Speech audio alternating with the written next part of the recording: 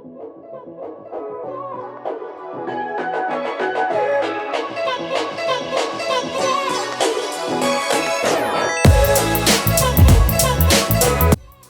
the bell icon on the YouTube app and never miss any update from Tech Primers. Welcome to Tech Primers. In this video, we are going to see what is Apache Cassandra and where we can use Cassandra. So if you are familiar with the NoSQL databases, there are lots of NoSQL databases and Cassandra is also one among them. So you would have heard about MongoDB from my videos as well, and Cassandra is something similar to MongoDB. We are going to see what is Cassandra and why Cassandra is different from MongoDB. So Cassandra is nothing but a free open source NoSQL database, but it stores the values in the form of key value pairs. So MongoDB stores the data in the form of document, but Cassandra stores the data in the form of key value pairs. Cassandra is highly robust because it has a masterless replication. So basically Cassandra works in the principle of clustering. So you don't have a master, you don't have a slave concept.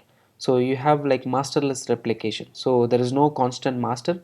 So whenever you query the Cassandra cluster, so you get data from one of the nodes and you can configure them under your wish. So you can configure how many nodes you want in a cluster to have your data synced into. So basically you can have your data synced into different nodes and you can configure the number of nodes with which you can sync the data to.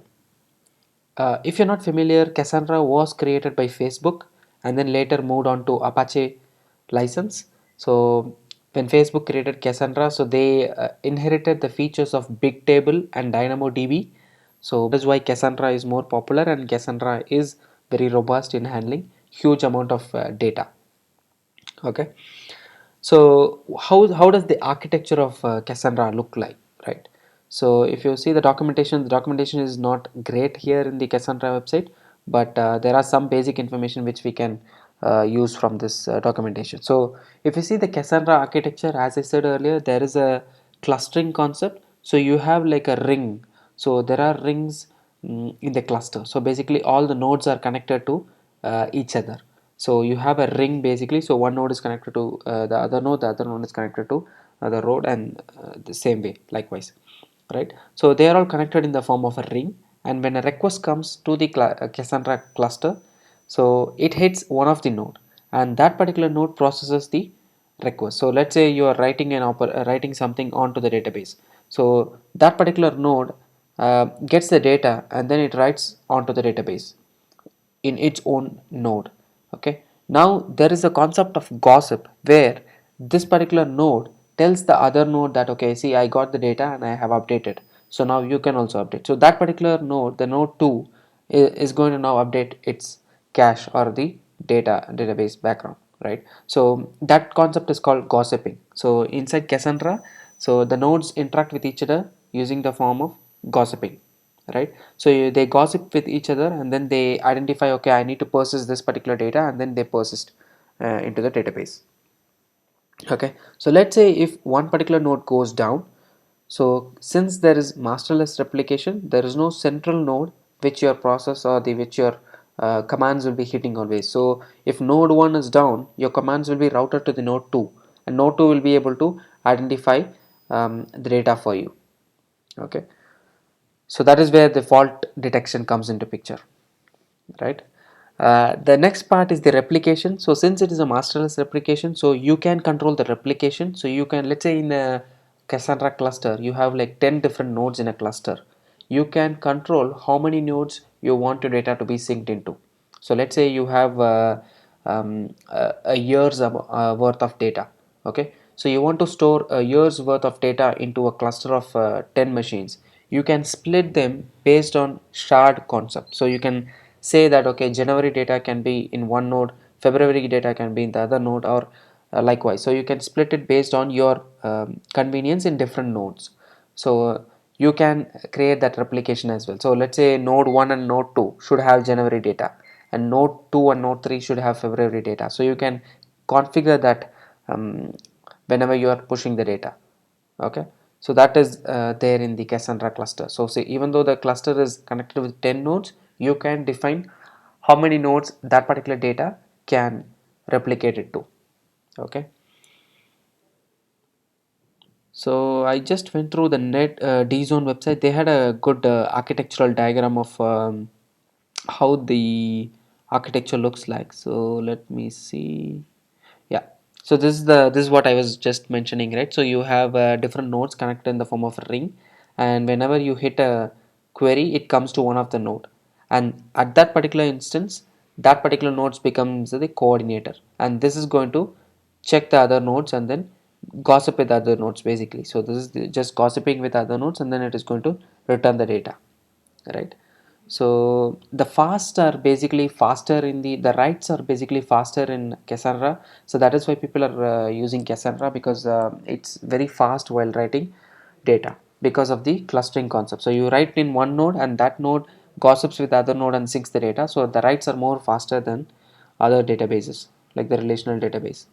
If you want to use Cassandra from a relational, if you are coming from a relational database background, you should try to see whether your requirements fit into the Cassandra world, because Cassandra has this concept of unstructured data. So you can have unstructured data inside the Cassandra, and if you have relationship in your relational database, Cassandra doesn't support relationships, but you have a concept of collections. So you put the collection in the same key value pair in the same column family. Basically it's a table kind of thing in Cassandra.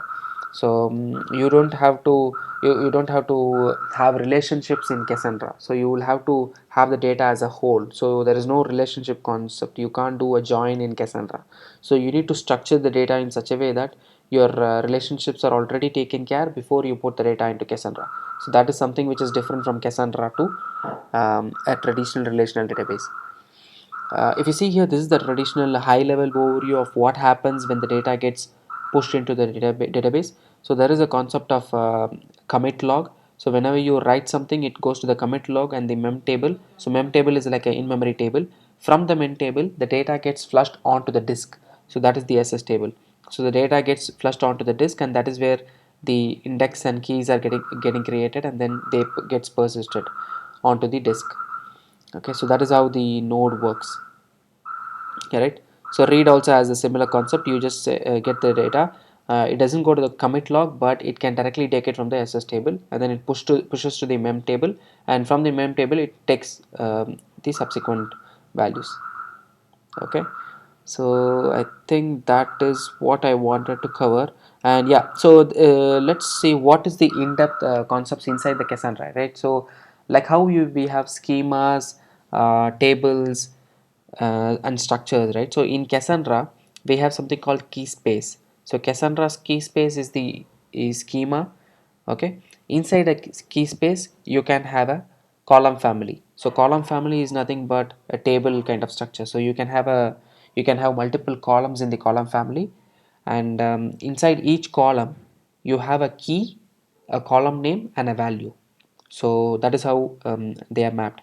So inside the column family you can have a key, column name, and value for each column. Okay, and each row can have their own column. Okay, so you can have multiple columns, you can have a single column. So you can have unstructured data inside the column family. So basically one row can have 4 columns, the other row can have only 2 columns. Okay, so you can have that kind of concept inside a column family. So in a traditional relational database, every row has the same amount of columns, right, in a table.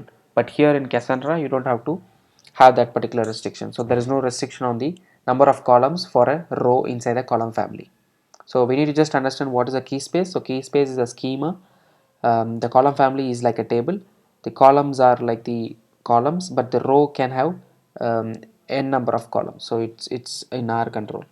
Okay, so that is another major difference between traditional database and the Cassandra database. Okay, so I'll just summarize what we discussed. So Cassandra is a NoSQL open source, free and open source database, which is similar to MongoDB, but MongoDB uses the document store. Cassandra uses the key value pair or the key value store. Cassandra has masterless replication. So you don't have to worry about master slave concept because all the nodes are connected in the form of a ring, and they call it the Cassandra cluster. Cassandra was developed by Facebook. It heavily relies on the features of Bigtable and DynamoDB. It has lots of features from Bigtable and DynamoDB. That is why it is faster. The writes are much faster than any traditional database. Okay, so that is it. So I that's what I wanted to cover in this particular video. So in the next video I might create a Spring Boot application with the Cassandra. So I might be using a Spring Data Cassandra. So meet you again in the next video. Thank you very much.